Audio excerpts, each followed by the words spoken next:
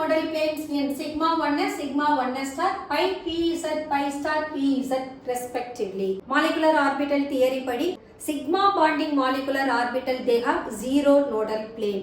Adhe sigma anti-bonding molecular orbital they will have one nodal plane.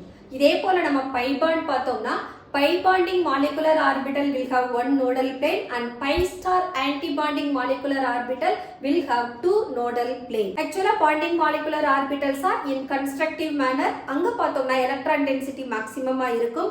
அதே anti-bonding molecular orbital destructive manner where the electron density low இருக்கும்.